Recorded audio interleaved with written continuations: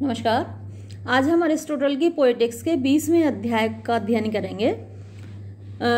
इस अध्याय में अरिस्टोटल पार्ट्स ऑफ लैंग्वेज की बात करता है।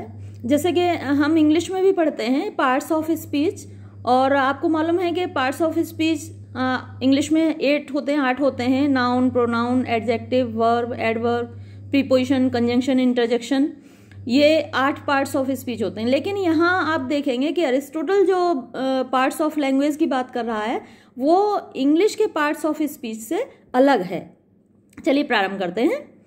लैंग्वेज इन जनरल, भाषा सामान्यतः, इंक्लूड्स शामिल करती है द फॉलोइंग पार्ट्स, इन भागों को, यानी भाषा में सामान्यतः ये भाग, ये अंग शामिल होते हैं। लेटर अक्षर, सिलेबल शब्दांश, यानी एक शब्द को जितने भागों में बांटा जा सकता है वो सिलेबल कहलाते हैं, तो शब्दांश। कनेक्टिंग वर्ड, जोड़ने वाले शब्द, ये इंग्लिश में कंजंक्शन बोलते हैं कनेक्टिंग वर्ड को, और हिंदी में समुच्चय बोधक अव्यय बोलते हैं उसे।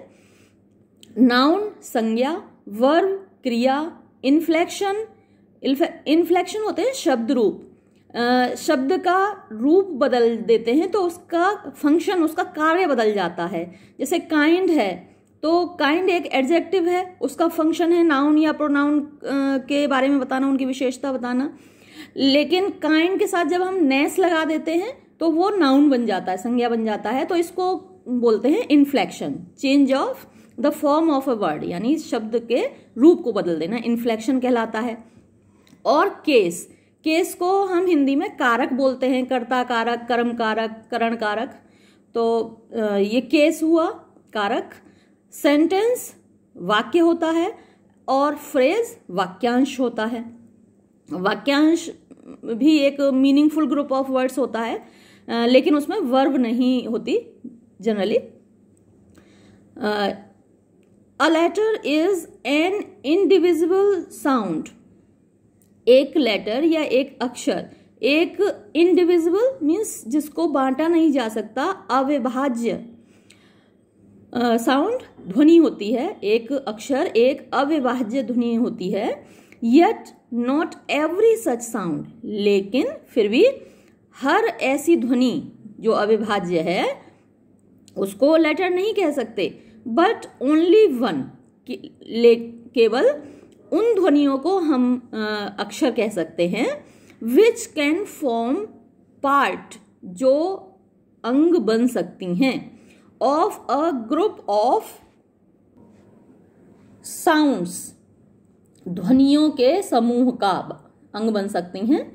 फॉर, क्योंकि इवन ब्रूट्स, ब्रूट्स जानवर भी, अटर बोलते हैं, इनडिविजिबल साउंड्स अविभाज्य ध्वनियां, जानवरों के मुंह से भी ध्वनियां निकलती हैं। नन ऑफ विच, जिनमें से किसी को भी आई कॉल अ लेटर, मैं अक्षर नहीं कह सकता। द साउंड, ध्वनि, आई मीन मेरा तात्पर्य है, मे बी हो सकती है, एदर अ वॉवल या तो एक स्वर, अ सेमी वॉवल एक अर्ध स्वर, और अ म्यूट या फिर एक अनउच्चरित अक्षर। यानी जो म्यूट है उसके साथ यदि हम वॉवल मिला देते हैं तो उसकी ध्वनि निकलती है। जैसे क, ख, जो कंसोनेंट्स हैं, व्यंजन हैं, वो अक्सर म्यूट होते हैं, तो उनके साथ कोई और ध्वनि, स्वर की ध्वनि मिलाई जाती है तब वो सुनाई देते हैं, इसलिए उनको म्यूट कहा जाता है। अ वॉवल इज दैट, एक स्वर वो होता है, विच जो, विदाउट इम्पैक्ट ऑफ टंग और लिप, इम्पैक्ट होता है प्रभाव, जीभ या होठों के प्रभाव के बिना। Has an audible sound, has रखता है, एन ऑडिबल साउंड एक सुनने योग्य ध्वनि, श्रव्य ध्वनि। अ सेमी वॉवल, और एक अर्ध स्वर, that which with such impact, जो ऐसे प्रभाव के साथ, कैसे प्रभाव के साथ, जीभ और होठों के प्रभाव के साथ, हैज एन ऑडिबल साउंड, वो रखता है एक श्रव्य ध्वनि, सुनने लायक ध्वनि, एज एस एंड आर, जैसे कि एस और are.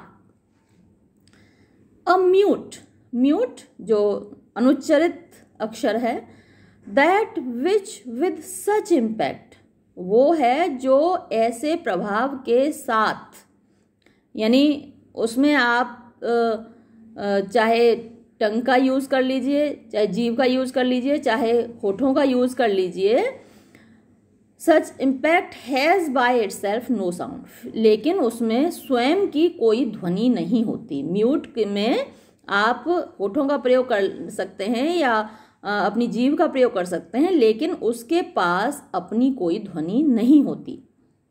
But joined to a vowel, लेकिन स्वर के साथ मिलकर साउंड बिकम्स ऑडिबल, उसकी आवाज सुनाई देने लगती है। एज जी एंड डी, उदाहरण के लिए जी और डी, ये जी के साथ पीछे ई आ रहा है, डी के साथ भी पीछे ई आ रहा है। अब आप इन दोनों को प्रोनाउंस करने की कोशिश कीजिए, जरा बोलने की कोशिश कीजिए, ई ना आए पीछे, कोशिश कीजिए, अटक जाएगी आपके गले में, आवाज बाहर नहीं आएगी, क्योंकि ई के बिना इनको हम उच्चारण नहीं कर सकते। दीज आर डिस्टिंग्विश्ड, डिस्टिंग्विश्ड इनको पहचाना जाता है। अकॉर्डिंग टू द फॉर्म, उस आकृति के अनुसार। एज्यूम्ड जो अपनाई जाती है, बाय द माउथ, मुंह के द्वारा। जब हम इनको उच्चारण करते हैं तो मुंह की आकृतियां बदलती हैं। एंड द प्लेस, और उस स्थान के अनुसार, वेयर दे आर प्रोड्यूस्ड, जहां वो उत्पन्न होते हैं।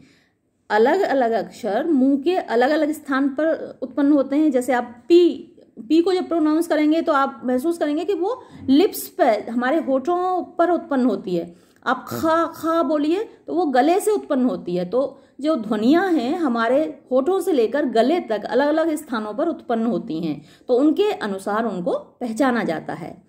अकॉर्डिंग, इसी के अनुसार, एज दे आर, यानी वो कहाँ से उत्पन्न हो रही हैं और मुंह की आकृति कैसी हो रही है उनको उच्चारण करते समय, उसके अनुसार ही उनको एस्पायरेटेड और स्मूथ, स्मूथ सरल होती हैं, एस्पायरेटेड थोड़ी कठिन ध्वनियां होती हैं जिनको बोलने में थोड़ा जोर आपको लगाना पड़ता है, तो वो कठिन या सरल ध्वनियां होती हैं।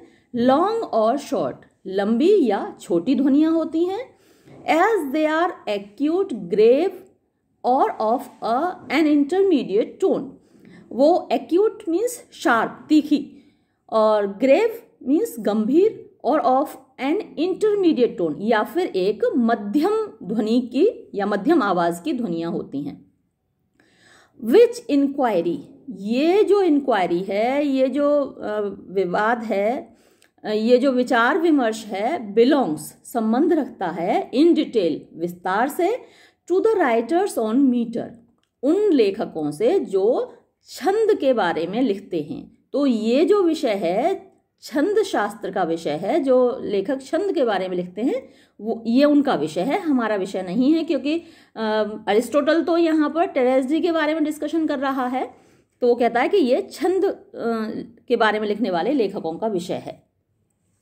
अ सिलेबल, सिलेबल जैसे कि मैंने आपको पहले भी बताया, एक शब्द के जितने हिस्से किए जा सकते हैं वो सिलेबल कहलाते हैं। तो एक syllable is a non significant sound, non significant means meaningless, अर्थहीन साउंड, ध्वनि। एक सिलेबल, एक, या आप इसको हिंदी में बोलना चाहें तो शब्दांश बोल सकते हैं। एक शब्दांश एक अर्थहीन ध्वनि है, composed of a mute and a vowel, जो कि कंपोज्ड ऑफ बना होता है एक म्यूट अनुच्चरित ध्वनि और एक स्वर को मिलाकर।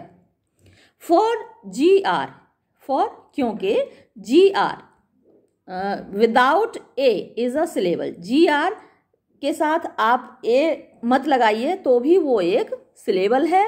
एज ऑल्सो विद ए, जितना कि वो ए के साथ है, जी आर ए भी सिलेबल है और जी आर भी सिलेबल है, आप उसके साथ ए लगाइए या न लगाइए। But the investigation of these differences, लेकिन इन डिफरेंसेस, इन भेदों का इन्वेस्टिगेशन मीन्स जांच पड़ताल, इनके बारे में जानना, इनका वाद विवाद, बिलोंग्स संबंध रखता है ऑल्सो टू मीट्रिकल साइंस, छंद शास्त्र से। ये वाद विवाद भी, ये जांच पड़ताल भी छंद शास्त्र से ही संबंधित है। A connecting word, connecting word Hindi में समुच्चय बोधक अव्यय बोलते हैं, इंग्लिश में उसको कंजंक्शन बोलते हैं। A connecting word is a non significant sound, एक समुच्चय बोधक अव्यय नॉन सिग्निफिकेंट अर्थहीन साउंड ध्वनि है, विच नेदर कॉजेज नॉर हिंडर्स, जो ना तो उत्पन्न करती है नॉर हिंडर्स, ना ही बाधा डालती है। The union of many sounds, union means योग, ऑफ मेनी साउंड्स बहुत सी ध्वनियों का, इनटू वन सिग्निफिकेंट साउंड एक अर्थपूर्ण ध्वनि में। इट मे बी प्लेस्ड, इसको रखा जा सकता है, एट एदर या तो, एंड अंत में, और इन द मिडिल या बीच में, ऑफ अ सेंटेंस एक वाक्य के, या तो एंड में रखा जा सकता है, अंत में रखा जा सकता है, या बीच में रखा जा सकता है। कहने का तात्पर्य यह है कि प्रारंभ में नहीं रखा जा सकता। और अ नॉन सिग्निफिकेंट साउंड, या एक अर्थहीन ध्वनि, विच आउट ऑफ सेवरल साउंड्स, जो बहुत सारी ध्वनियों में से, ईच ऑफ दैम सिग्निफिकेंट, जिनमें से प्रत्येक अर्थपूर्ण हो, इज कैपेबल ऑफ, समर्थ है, फॉर्मिंग वन सिग्निफिकेंट साउंड एक अर्थपूर्ण ध्वनि बनाने में। एज ये कुछ ग्रीक लैंग्वेज के वर्ड्स हैं जिनका मतलब है एम्फी और पेरी एंड द लाइक, जैसे कि एम्फी, पेरी और इसी प्रकार के अन्य शब्द। और अ नॉन सिग्निफिकेंट साउंड, या एक अर्थहीन ध्वनि, विच मार्क्स, जो दिखाती है, द बिगिनिंग प्रारंभ, एंड अंत, और डिवीजन ऑफ अ सेंटेंस, या एक वाक्य का विभाजन। Such however that it can not correctly stand by itself, such इस प्रकार से, हाउएवर किंतु, दैट के, it can not correctly stand, यह सटीक रूप से नहीं खड़ी रह सकती, बाय इटसेल्फ अपने आप में, at the beginning of a sentence एक वाक्य के प्रारंभ में। अभी उसने बताया था कि उसको आप एंड में लिख सकते हैं, अंत में लिख सकते हैं, या मिडिल में लिख सकते हैं, बीच में लिख सकते हैं, लेकिन at the beginning of a sentence आप उसको नहीं लिख सकते, प्रारंभ में नहीं लिख सकते। और उसने उदाहरण दिए हैं मैन, इटोई, डे, ये ऐसे शब्द हैं। अ नाउन एक संज्ञा, is a composite significant sound, composite means संयुक्त, जो दो साउंड से मिलकर बनी है, एक से ज्यादा साउंड से मिलकर बनी है, तो एक संज्ञा एक कंपोजिट यानी संयुक्त, सिग्निफिकेंट अर्थपूर्ण साउंड ध्वनि है। एक संज्ञा एक संयुक्त अर्थपूर्ण ध्वनि है। नॉट मार्किंग टाइम, जो समय नहीं दिखाती, of which no part is in itself significant, of which जिसका, नो पार्ट कोई भाग नहीं होता, इन इटसेल्फ अपने आप में, सिग्निफिकेंट अर्थपूर्ण। फॉर क्योंकि, इन डबल दोहरे और कंपाउंड या संयुक्त वर्ड्स शब्दों में, वी डू नॉट एम्प्लॉय हम नहीं प्रयोग करते, द सेपरेट पार्ट्स अलग अलग भाग, as if each were in itself significant जो अपने आप में अर्थपूर्ण हो, जिनमें से प्रत्येक भाग अपने आप में अर्थपूर्ण हो, ऐसे भाग नहीं प्रयोग करते हम कंपाउंड वर्ड्स में, संयुक्त शब्दों में। दस इन थियोडोरस, इस प्रकार थियोडोरस में गॉड गिवन, ईश्वर का दिया हुआ, द डोरन और gift is not in itself significant, gift या के दिया हुआ अपने आप में अर्थपूर्ण नहीं है। दिया हुआ अर्थपूर्ण नहीं है, जब उसके साथ गॉड लगता है, ईश्वर का दिया हुआ, तब वो अर्थपूर्ण बनता है। अ वर्ब, एक क्रिया, is a composite significant sound, एक संयुक्त अर्थपूर्ण ध्वनि है। मार्किंग टाइम, जो समय दिखाती है। इन विच, जिसमें के, एज इन द नाउन, जैसे कि संज्ञा में होता है। No part is in itself significant, कोई भाग अपने आप में अर्थपूर्ण नहीं होता। फॉर मैन और वाइट, क्योंकि मनुष्य और सफेद, डज नॉट एक्सप्रेस, व्यक्त नहीं करते, अभिव्यक्त नहीं करते, द आइडिया ऑफ व्हेन, कब, यानी कब हुआ, यानी समय का विचार व्यक्त नहीं करते। व्हेन जब प्रश्न का उत्तर नहीं देते, कब, इस प्रश्न का उत्तर मैन और वाइट जैसे शब्द नहीं देते। बट, लेकिन, ही वॉक्स, वो टहलता है, और ही हैज वॉक्ड, वो टहल चुका है, डज कन्नोट टाइम, ये जो वाक्य हैं ये समय दर्शाते हैं। प्रेजेंट और पास्ट, वर्तमान या भूतकाल। ही वॉक्स, ये प्रेजेंट दर्शाता है, वर्तमान काल दर्शाता है। ही हैज वॉक्ड, ये भूतकाल दर्शाता है। यद्यपि हम जब इंग्लिश में पढ़ेंगे तो ही हैज वॉक्ड ये प्रेजेंट परफेक्ट टेंस का वाक्य है, लेकिन यूनानी भाषा का ग्रामर अलग है। इन्फ्लेक्शन मैंने आपको बताया था शब्द रूप, जब शब्द का रूप बदल दिया जाता है। Belongs both to the noun and verb, inflection यानी शब्द रूप का संबंध है संज्ञा से भी और क्रिया से भी।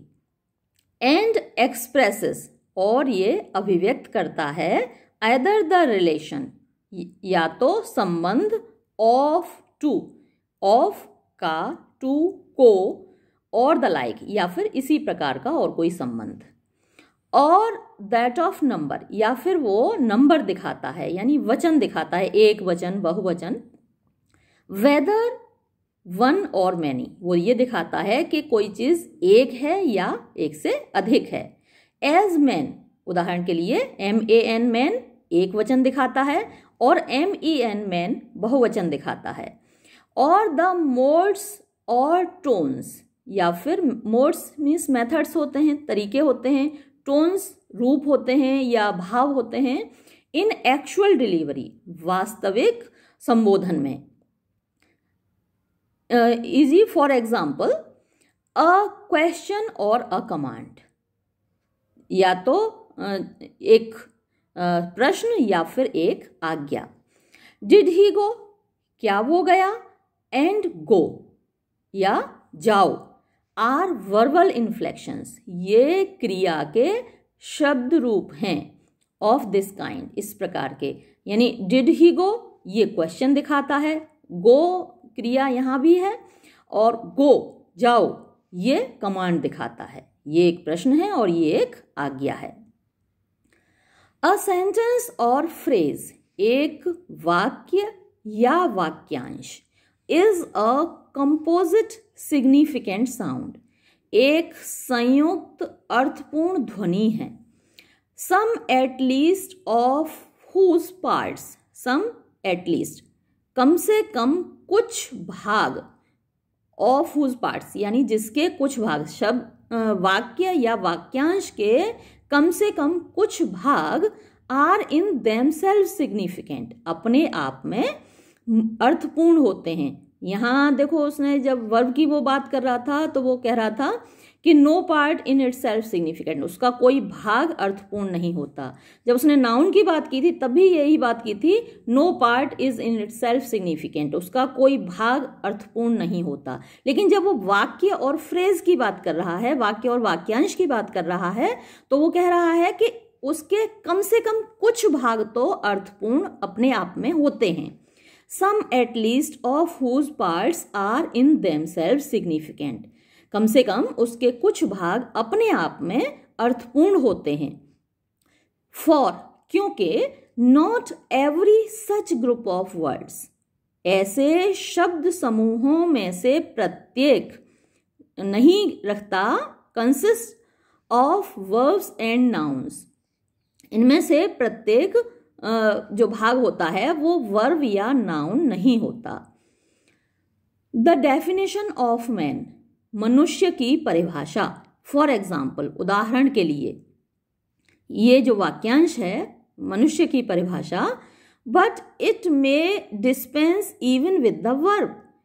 डिस्पेंस विद का मतलब होता है फेंक देना, निकाल कर फेंक देना, या यूज न करना, त्याग देना।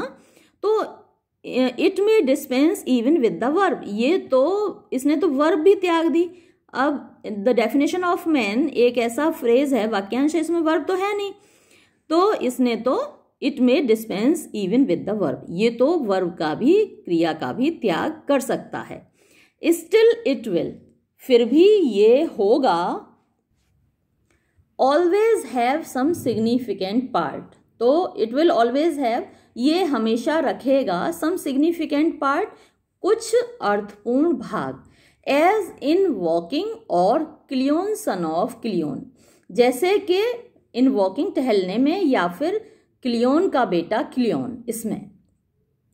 अ सेंटेंस एक वाक्य और फ्रेज या वाक्यांश में फॉर्म बना सकता है ए यूनिटी, एक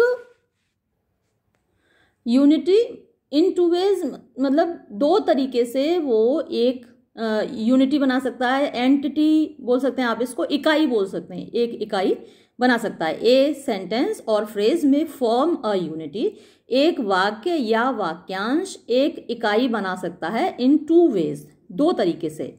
either as signifying one thing, या तो सिग्निफाइंग मीन्स अभिव्यक्त करके, वन थिंग एक वस्तु को, और as consisting of several parts, या फिर कंसिस्टिंग ऑफ सेवरल पार्ट्स, बहुत सारे भागों को मिलाकर, लिंक्ड टुगेदर, जो एक साथ जुड़े हुए हों। दस इस प्रकार द इलियड, जो इलियड है होमर का लिखा हुआ महाकाव्य है, इज वन, वो एक है, वो एक इकाई है। By the linking together of parts, जो भागों को साथ में जोड़कर बना है। द डेफिनेशन ऑफ मैन, और मनुष्य की परिभाषा, by the unity of the thing signified, वो यूनिटी दिखाता है, एकत्व दिखाता है, जो उस चीज का जो उसका तात्पर्य, थिंग सिग्निफाइड, उस वस्तु का जो सिग्निफाइड उसका तात्पर्य, जो उसका मीनिंग है। यानी मनुष्य की परिभाषा ये एक यूनिटी है, क्योंकि वो एक चीज को अभिव्यक्त कर रहा है, एक चीज को दर्शा रहा है। यहाँ ये अध्याय समाप्त होता है।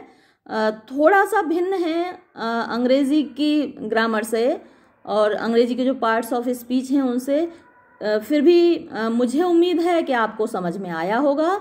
धन्यवाद।